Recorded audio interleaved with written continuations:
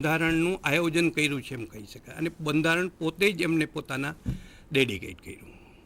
એટલે બાકી જે 3 વિંગ કે 4 વિંગ ગણો, એ બધા they are subordinate to the voice of the people. હવે જ્યારે જ્યારે તમે જો એ અવાજ કાં બંધ કરી દેવામાં આવે, કાં કોઈ સંજોગોમાં એ બંધ થતો ચાલ્યો હોય, તો એને રોકી કોણ શકે? Somebody has to voice the sentiments and feelings of the voiceless. Now, voiceless sector has to be brought under the purview of the Constitution.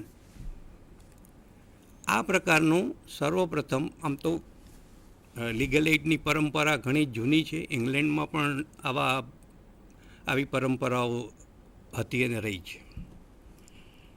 એટલે હદ સુધી કે કોઈ પણ ફોજદારી કેસ હોય, એનો તોમતદાર કે પક્ષકાર એને વકીલની સગવડતા ન કરી શકે એમ હોય, તો ઇંગ્લેન્ડમાં પ્રિવી કાઉન્સિલમાં પણ આ સિદ્ધાંત હતો કે એ માણસ કોર્ટરૂમમાં જે વકીલના ગાઉન પાછળ એક ખિસ્સું રહેતું, અત્યારે પણ છે, પણ હવે ખિસ્સાનો ઉપયોગ જુદો થાય, એ જુદી વસ્તુ છે. ત્યારે એ ખિસ્સામાં જો તોમતદાર પોતાનો મત આપે કે I want you as a lawyer, there was no liberty for the lawyer to say no. એટલે એ જે ગાઉનની પાછળનું પોકેટ છે એ આ હતું, અને પછી એને જો કંઈ યોગ્ય લાગે, પક્ષકાર સફળ થયો હોય કે નિષ્ફળ થયો હોય, કારણ કે બે પક્ષો હંમેશા લડાઈ કરે ત્યારે વિજય તો એક જ સાઈડમાં હોય, પરંતુ એ જો પછી એમને યોગ્ય લાગે તોમતદારને કે ના, મને આ સુંદર સેવાઓ અને સહાય મળી છે, તો મારે કંઈક આપવું જોઈએ, તો એને there was no prescribed fees. He has to give that, એનું જે ગિની કહેતા આપણે સોનાની, એ અગર તો કોઈ એવું ચલણ હોય એ પાછળના ખિસ્સામાં મૂકી દે, એનું રેમ્યુનરેશન વળતર. આવા પ્રકારનું એક પરંપરા ચાલી છે. બીજું એક ત્યાંનું તત્વ મેં જોયું, અને આપ સર્વે જાણો પણ છો, કે નો પર્સન શેલ બી કન્ડેમ અનહર્ડ. ન્યાય તો જ થયો ગણાય કે બંને પક્ષને સાંભળીને એનું પૃથ્થકરણ કરી અને એનાલિસિસ કરીને જે ન્યાય બાબત હોય એના તરફ નિર્ણય થઈ શકે. એટલે આમાં તો આખું આ જુદું જ છે કે એ જો ન્યાયતંત્રમાં પછી આવું હોય તો એ સારું નહીં કે જે ન્યાયિક તત્વ સિવાય બીજું પણ વિચારતા હોય. ઓડી ઓલ્ટરેમ પાર્ટેમ, આ એનું no person shall be condemned અનહર્ડ.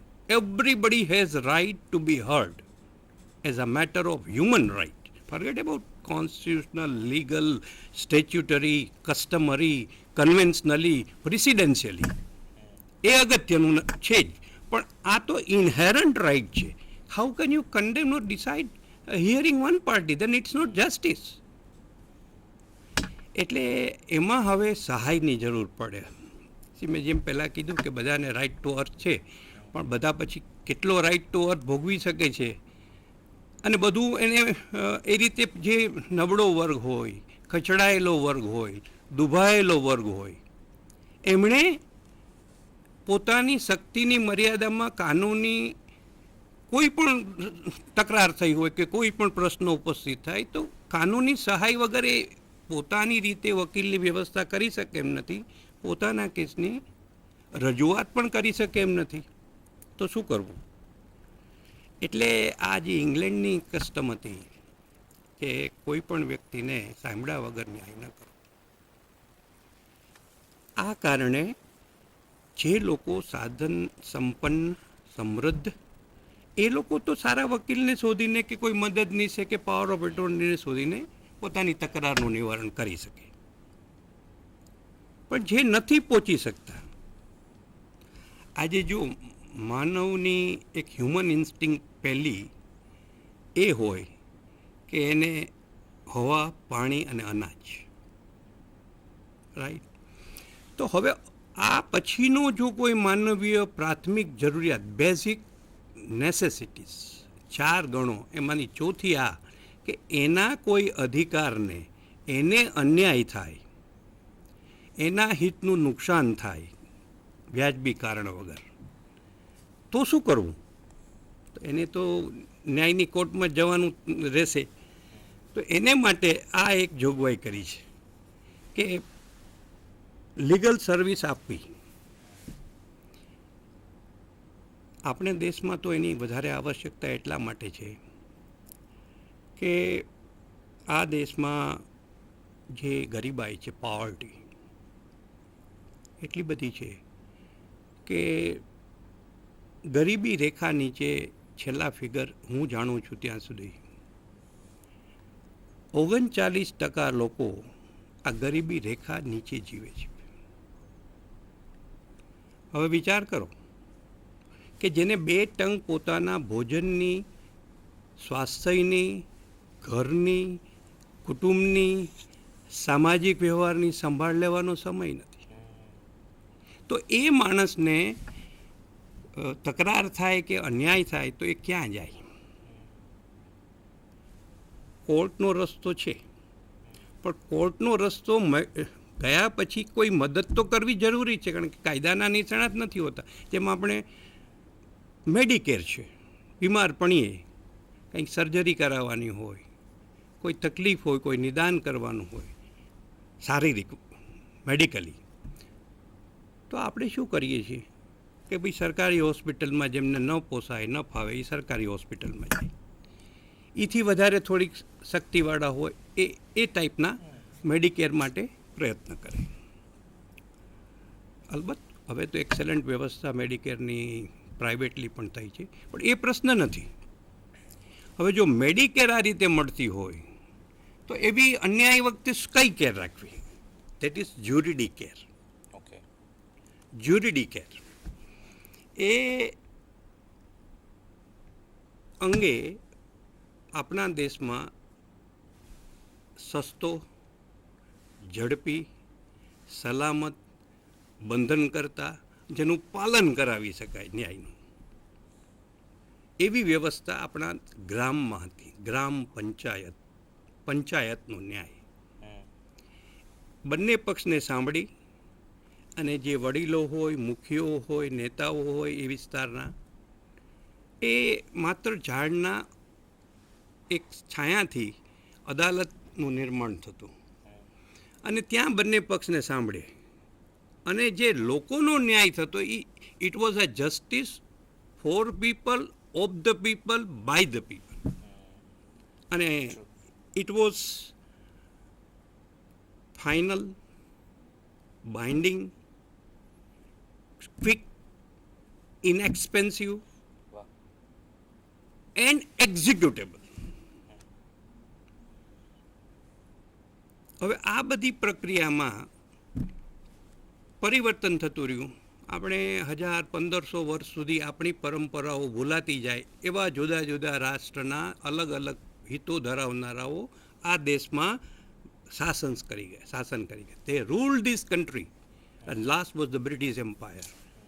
પૂજ્ય મહાત્મા ગાંધીજીએ કર્યું છે એ આઇન્સ્ટાઈને બહુ સારા શબ્દોમાં વર્ણન કર્યું છે કે આવી અભૂત વિરલ વ્યક્તિ આ ધરતી ઉપર જન્મી જ હતી એવું આપણા પછીની પેઢીઓ માનશે નહીં.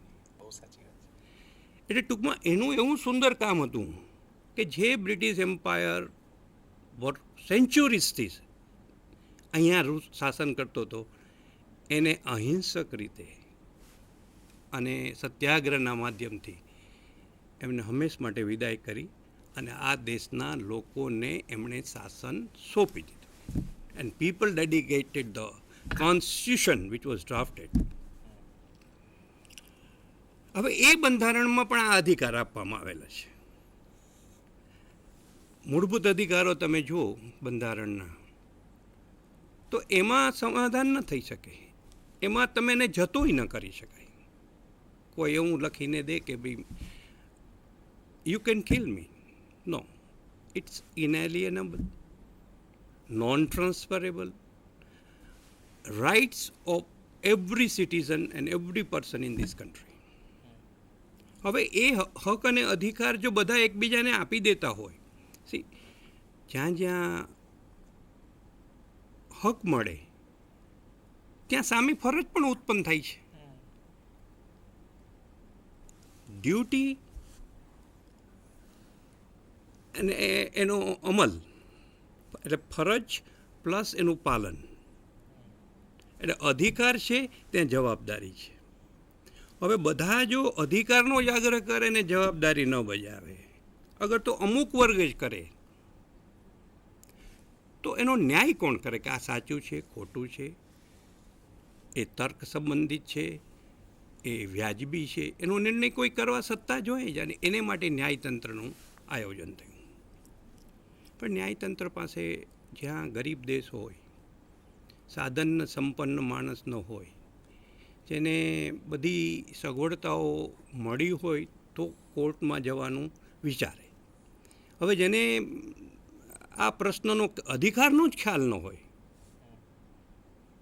પોતાના અધિકાર છે એનું પૂરું જ્ઞાન ન હોય, એનાથી એ માહિતગાર ન હોય, અને જે હોય એ પોતાના અધિકારનું કે અન્યાયનું નિવારણ કરાવવા, ન્યાય મેળવવાનું શક્ય ન હોય because of financial resources or capacity.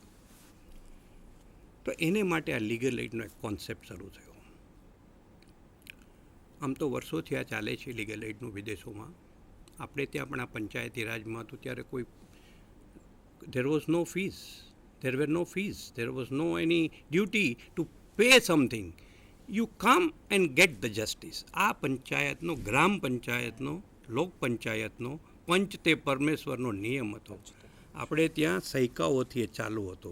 લોકોને કોઈ બીજી મુશ્કેલી ન હતી. સફળ, ખૂબ જ સાદો, ઝડપી ન્યાય મળતો. હવે એ સંજોગો વસાત જે આ બધા વિદેશી શાસનો કરી ગયા એને કારણે એ પ્રવૃત્તિ, કારણ કે it was in the best welfare in the interest of the people of this country. પણ બહારથી આવનારાઓ પોતાનું હિત જુએ કે દેશના લોકોનું હિત જુએ, એ આપણે સ્વાભાવિક સમજી શકીએ એમ છીએ. એ કંઈ આપણે અહીંયા હુમલા કરીને કે સામનો કરીને અહીંયા કંઈ આપણને વેલફેર કરવા આવ્યા હોય એવું મારા ધ્યાનમાં નથી. તમારા ધ્યાનમાં હોય તો કહેજો.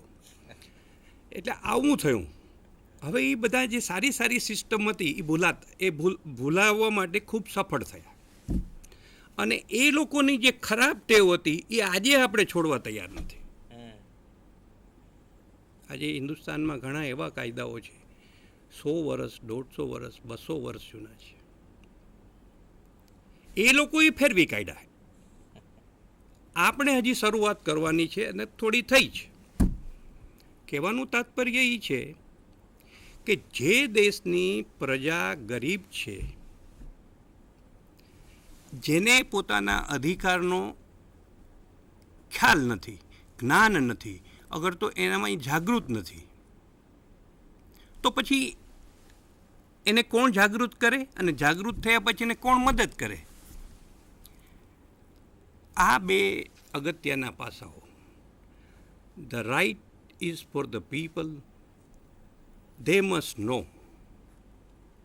If they know, they must get violation of the right redressed by a judicial mechanism. એ સર્વમાન્ય સિદ્ધાંત છે.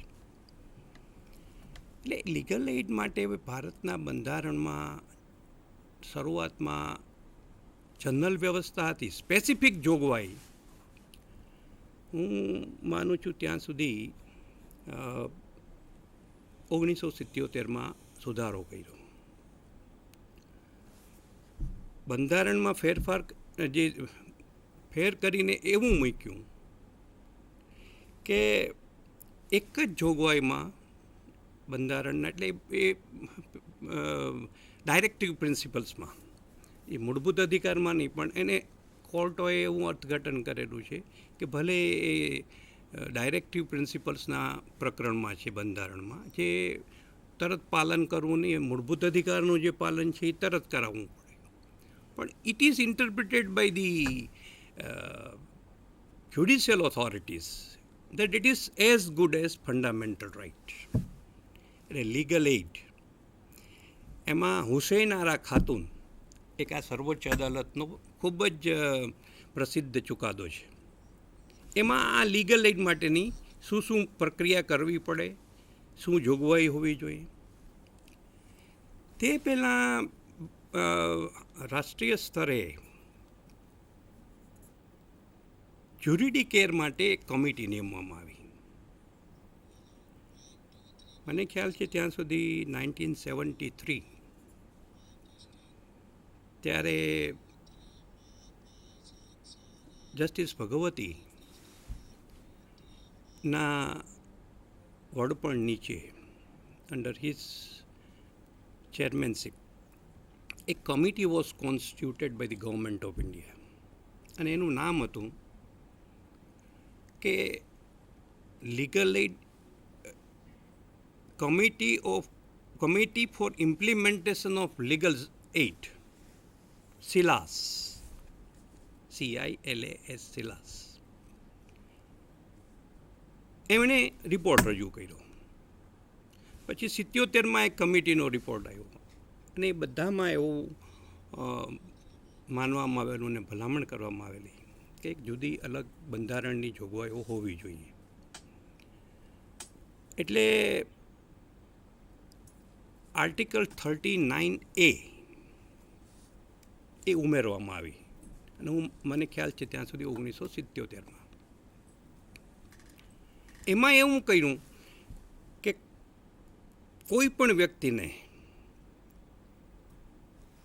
કાયદો બનાવીને પણ મફત અને સક્ષમ કાનૂની સહાય આપવી અને એ માટે લોક અદાલતનું આયોજન કરવું છે. આપણે પંચાયતનો ન્યાય હતો, ચોરે બેસીને ઝાડ નીચે બેસીને પક્ષકારોને સંતોષ થતો.